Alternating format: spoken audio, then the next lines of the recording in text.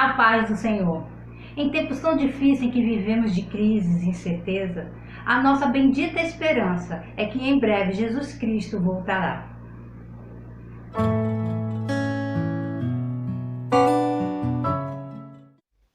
Bem-vindo a mais um Resumo EBD. Para você que é novo por aqui, eu sou a diaconisa Tânia Anjo, professora de Escola Bíblica Dominical. Estamos encerrando hoje com a nossa última lição das lições bíblicas da editora CPAD da classe de adultos com um tema: o verdadeiro pentecostalismo, a atualidade da doutrina bíblica sobre a atuação do Espírito Santo. O comentarista desse trimestre é o pastor Ezequias Soares. Ele é líder da Assembleia de Deus em Jundiaí, São Paulo. A nossa última lição de hoje é a lição 13, que tem o tema: voltados os olhos para a bendita esperança. O texto áureo nos diz assim: aguardando a bem-aventurada esperança e aparecimento da glória do grande Deus e nosso Senhor Jesus Cristo. Tito, capítulo 2, versículo 13. A verdade prática, ela nos diz assim: a nossa esperança é algo vívido e real. Não se baseia em utopia e nem em imaginação humana, mas em fatos revelados na Palavra de Deus e confirmados pela história. A leitura bíblica em classe se encontra no livro de Atos dos Apóstolos, capítulo 1, do versículo 6 ao 11. Pegue papel e caneta e anote as referências que aparecerão aqui no vídeo. Eu vou pedir para você, se você ainda não se inscreveu, se inscreva nesse canal, curta, comente, compartilhe pelo menos com mais uma pessoa que você estará ajudando a esse canal a levar o ensino da Palavra de Deus, ok? Então vamos lá. A palavra bendita, no grego macário, significa bendito, feliz. O cristão é espiritualmente bem-aventurado. A expectativa da volta de Cristo nos confere bem-estar, felicidade espiritual. A palavra esperança do dicionário Ruais significa sentimento de quem vê como possível a realização daquilo que é possível, ou seja, aquilo que espera. Essa é a nossa bendita esperança, a volta de Cristo. Tito, capítulo 2, versículo 11 ao 14, diz assim: porque a graça de Deus se há manifestado, trazendo salvação a todos os homens, ensinando-nos que, renunciando à impiedade e às concupiscência mundana, vivamos nesse presente século, sóbria, justa, piamente, aguardando a bem-aventurada esperança e o aparecimento da glória do grande Deus, o nosso Senhor Jesus Cristo, o qual se deu a si mesmo por nós, para nos remir de toda iniquidade e purificar para si um povo seu especial, zeloso de boas obras. Nós estamos aguardando a sua volta em glória. Filipenses capítulo 2, versículo 6 ao 9, também nos diz assim: que sendo em forma de Deus, não teve por usurpação ser igual a Deus, mas aniquilou-se a si mesmo, tomando a forma de servo, fazendo-se semelhante aos homens, e achando na forma de homens, humilhou-se a si mesmo, sendo obediente até a morte e a morte de cruz. Pelo que também Deus o exaltou soberanamente e lhe deu o nome que é sobre todo o nome. Então Jesus se despiu da sua glória e majestade, se esvaziou após a ressurreição, ele foi exaltado. Então na primeira vinda, quando ele veio em forma de homem, ele manifestou a sua graça. Na sua segunda vinda, ele manifestará a sua glória. Aleluia. Breve Jesus voltará e se faz muito necessário enfatizar isso a todos os cristãos da terra. Ou seja, é necessário porque as pessoas estão muito alienadas nessas questões. Às vezes ficam até com medo, mas não com temor. Aqui na revista, o autor Ezequias Soares, ele colocou assim: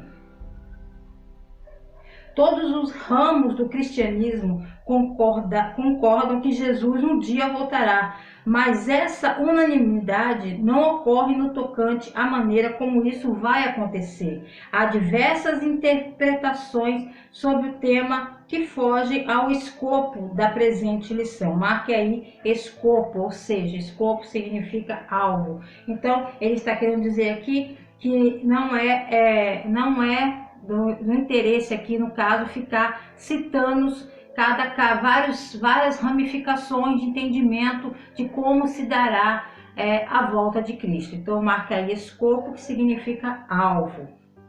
O fato é que alguns grupos de pessoas que não concordam com a ordem dos acontecimentos referente à volta de Cristo, que eles acreditam, para eles existem intervalo entre a vinda de Cristo para a igreja e o final da tribulação. Eles acreditam que os eleitos de Deus ainda estarão na terra durante a tribulação. Ou seja, para eles, eles acreditam que é um único evento. Existe também o mesotribulanismo. Eles defendem que a igreja será arrebatada no meio da grande tribulação. Então, existe essa linha de pensamentos. Eles acreditam que Jesus virá a segunda vez para arrebatar a igreja, só que será no meio da grande tribulação, tá? E assim como existe uns que acreditam que será no final da grande tribulação, que são os pós-tribulacionismo.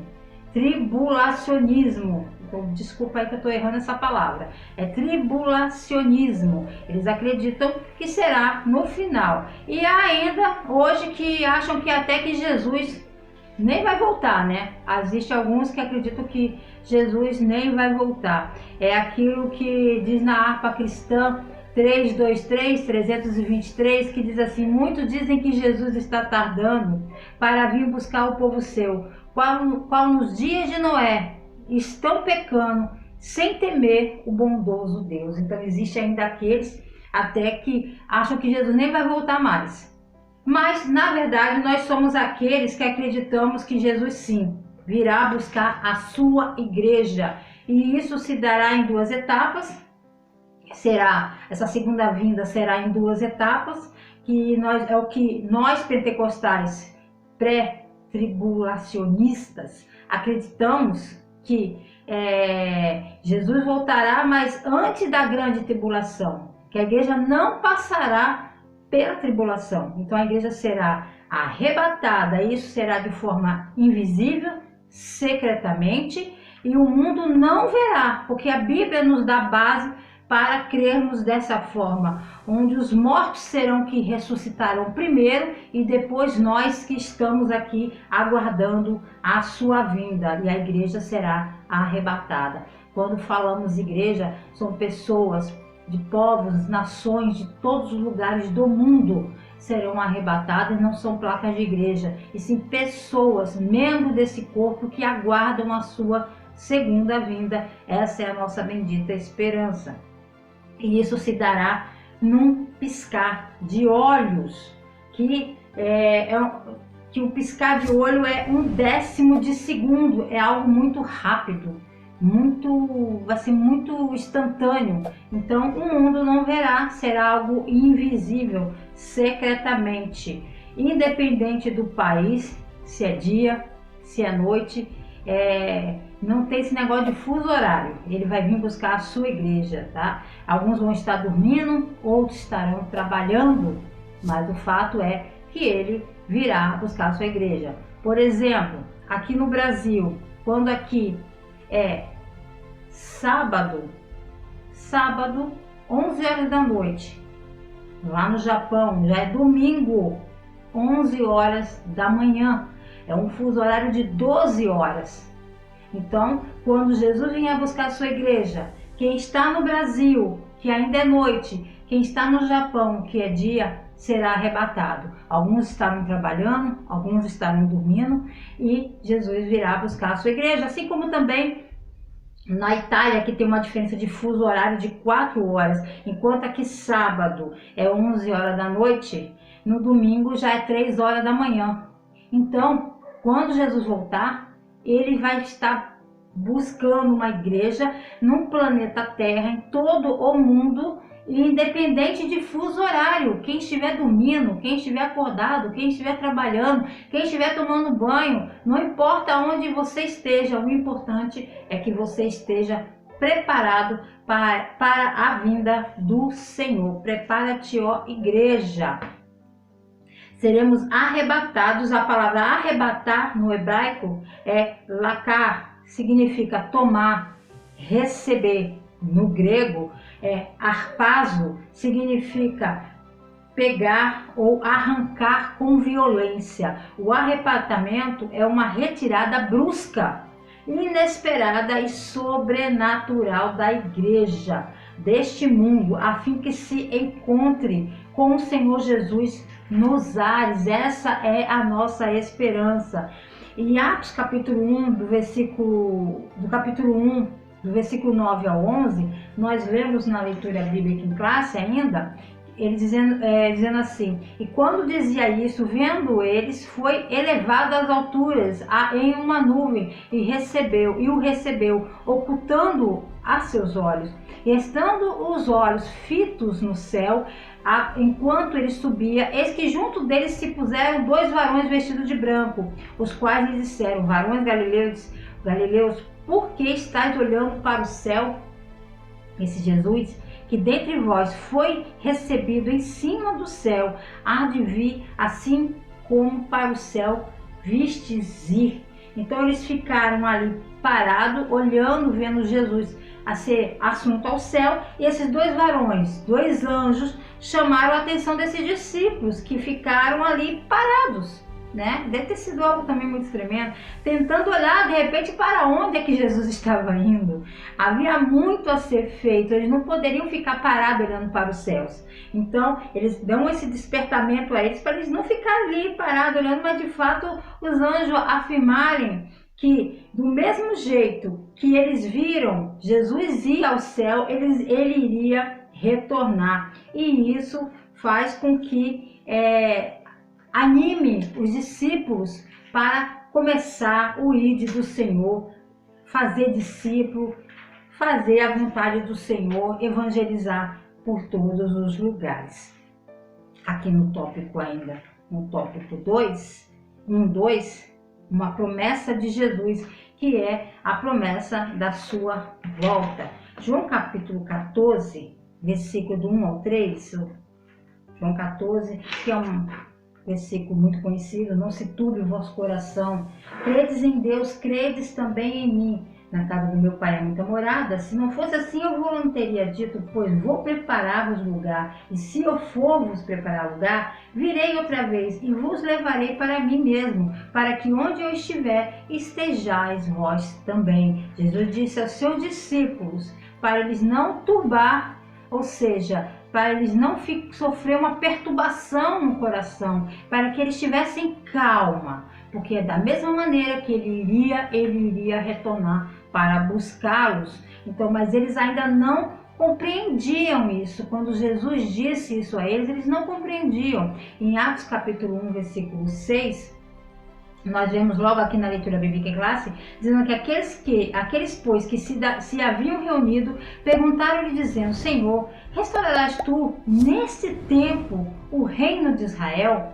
Por que eles estavam fazendo essa pergunta? Porque eles achavam que Jesus restauraria a ordem política de Israel. Eles estavam aguardando, eles sabiam da promessa, das profecias, então eles estavam aguardando o Messias que de repente poderia vir e fazer com que eles ficassem livres do Império Romano, do jugo dos romanos. Então eles achavam que eles seriam uma nação independente, como no tempo do rei Davi. Eles acreditavam nisso, por isso que o discípulo fizeram essa pergunta a Jesus aqui. Quando lemos Lucas 19, do 29 ao 38, fala da entrada triunfal de Jesus Cristo em Jerusalém. A sua montaria não foi como de repente alguns esperavam, né, montado num cavalo de grande porte, sim no jumentinho emprestado ainda por cima. A escolha não foi à toa, para que se cumprisse o que for escrito pelo profeta Zacarias, que diz assim, Zacarias capítulo 9, versículo 9. Dizei à filha de Sião, eis que o teu rei vem a ti, manso e montado sobre um jumento, num burrico, filho de uma jumenta. Então essa profecia em Zacarias se cumpriu com a entrada triunfal de Jesus montado nesse burrico. No Antigo Testamento, o jumento era a montaria tradicional de reis e governantes. No Antigo Oriente Médio, então, na antiguidade, era a montaria dos reis. Então isso também estava simbolizando ali que Jesus era o rei dos reis que estava entrando ali em Jerusalém. O ato de entrar montado em um jumento perto da celebração da Páscoa era compreendida como a chegada do rei messiânico proclamando que a era da restauração estava começando por meio dele. Salmo 145, versículo 13 diz: o teu reino é um reino eterno. Mas para muitos ele seria o grande libertador do jugo do Império Romano. Esperavam que Jesus os guiasse numa grande revolta, assim também como Judas, que o traiu, esperavam isso, que isso não ocorreu, porque muitos não compreendiam, mesmo ele falando, olha, meu reino não é aqui, não é comida nem bebida, ele sempre estava orientando, mas era um pouco difícil para que eles compreendessem. Mas no livro de Apocalipse, ele nos revela, que nos mostra que quando Cristo retornar em glória para estabelecer o seu reino, ele fará uma entrada militar real, montado num cavalo branco. O dia se aproxima e isso está determinado pelo Pai, e não cabia aos discípulos saber o tempo e as épocas. Em Atos capítulo 1, versículo 7 da leitura bíblica em classe, ele disse-lhe: não vos pertence saber os tempos ou as estações que o Pai estabeleceu pelo seu próprio poder. Isso cabia a Deus. Então ele está dizendo isso porque ninguém sabe nem o dia, nem a hora que Jesus irá voltar. Isso ele deixou bem claro, e ele deixou claro para nós os sinais. Isso ele deixou para que estivéssemos alertas, ligados, vigilantes com os dias atuais em que nós já estamos vivendo, que mostram que esse dia está chegando. A profecia de Joel capítulo 2, versículo 28 a 32, que se cumpriu em Atos, a infusão do derramamento do poder do Espírito Santo. Essa promessa começou ali em Atos, e de lá para cá vem se cumprindo muitas coisas, pois ali inicia-se a expansão do reino através da igreja. João Batista, ele batizou com água que limpava por fora e purificava por fora. Jesus Cristo, com o Espírito Santo, ele limpa o homem por dentro, de dentro para fora. O outro sinal foi a fundação do Estado de Israel. Lucas capítulo 21, do 29 ao 31, que desde 1948 ostenta a sua bandeira tremulando na sede das Nações Unidas como Estado soberano. E não somente isso, na política, guerras, terrorismo que temos visto ao longo dos anos, corrupção, ganância, tudo isso são sinais da volta de Jesus Cristo. Na natureza, terremotos, maremotos, tsunamis ou até grandes calamidades em que nós temos vivido. Na sociedade, fome, epidemias, pandemias, maldades no coração, nas ações do ser humano. Muitos estão insensíveis à dor do outro, do próximo. Na religião, também Jesus nos alertou dos sinais: falsos cristãos, falsos cristos, falsos profetas, falsos mestres e tantos outros. Então, nós não sabemos o dia e nem a hora, mas ele nos deixou sinais, e os sinais têm acontecido, têm ocorrido, e o povo não pode dizer que não está vendo, tá? Jerusalém, como em toda a Judéia e Samaria, até os confins da terra. O evangelho deve ser pregado em todo o mundo. O dia do Senhor será algo repentino, como um ladrão. Não haverá tempo para se despedir, não haverá tempo para pedir perdão para alguém, nem chance para arrependimento. Não haverá chance, porque vai ser algo muito rápido, muito brusco. Muito menos correr para comprar azeite como as virgens loucas tentaram fazer. Então, devemos estar preparados. Assim como procuramos proteger nossas casas com grades, colocando cães, colocamos arame farpado, câmeras e tantas outras coisas para proteger a nossa casa, devemos proteger a nossa casa espiritual, porque Jesus está às portas e o inimigo de nossas almas tem tentado derrubar a muitos ao lugares. Cara, do jeito que tá. Vou continuar assim mesmo, não. Jesus nos deixou um alerta: acautelai-vos.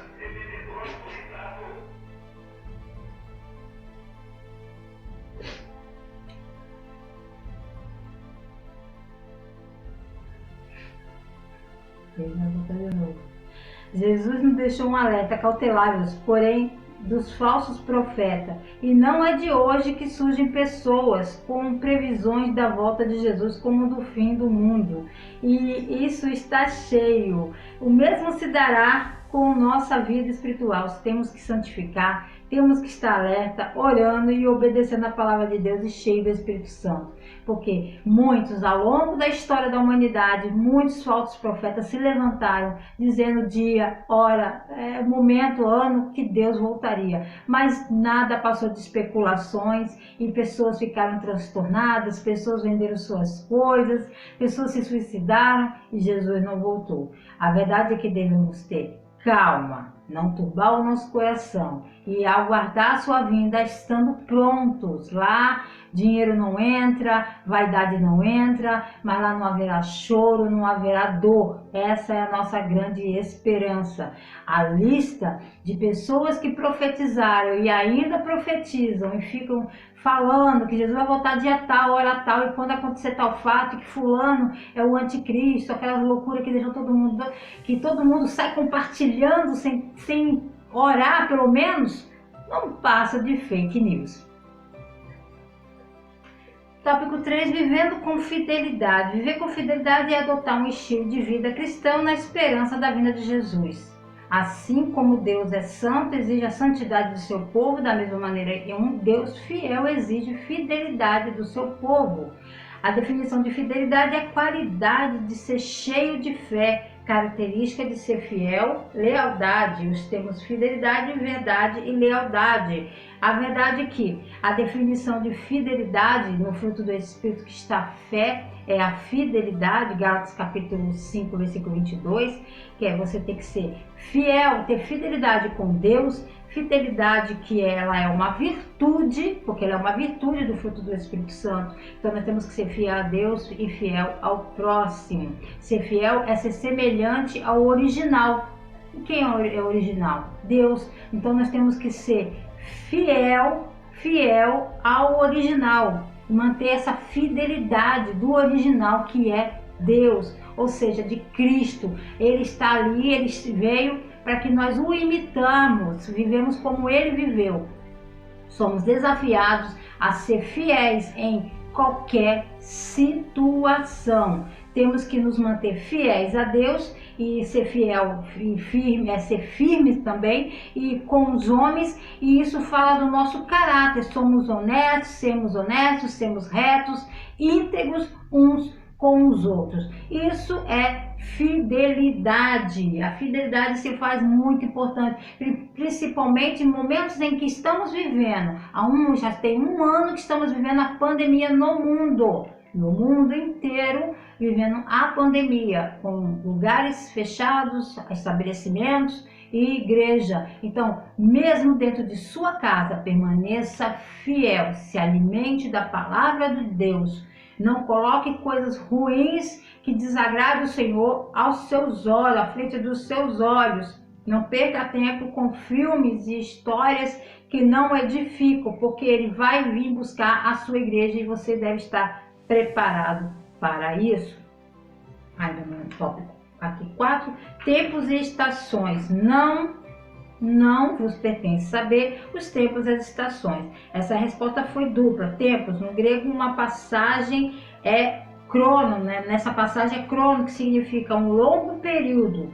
Haveria um espaço de tempo para a pregação do Evangelho entre a descida do Espírito Santo e a vinda de Cristo. Então haveria um espaço de tempo, não dá para saber o tempo, o dia, a hora, o ano, não tem como saber. O fato é, com essa revista que nós estudamos nesse primeiro trimestre, falando sobre evangelismo, discipulado, ser cheio do Espírito Santo, buscar os melhores dons, se você, como igreja, membro desse corpo, está buscando essas coisas, buscar se interessar por isso, se aperfeiçoar nisso, é por isso que há esse espaço de tempo para que todos façam a sua parte nesse corpo. Estações nesse verso é kairos, que significa ocasião e se refere aos eventos críticos que devem acompanhar o estabelecimento do reino. Tempos e estações são prerrogativa de Deus, ou seja, todas as coisas acontecerão no tempo de Deus e segundo a sua vontade. Nem os profetas do Antigo Testamento sabiam o dia nem a hora, nem os profetas não sabiam.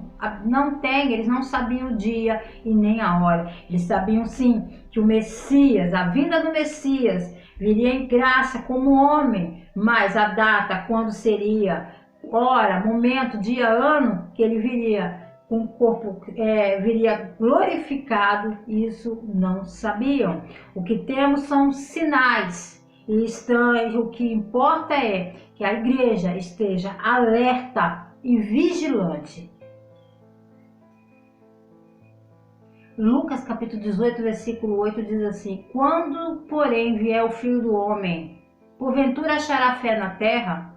No momento em que atravessamos, se faz necessário exercitarmos mais a nossa fé, para não se render ao espírito deste mundo. Mais do que nunca, a solução está voltarmos os olhos para a bendita esperança, porque Jesus em breve voltará.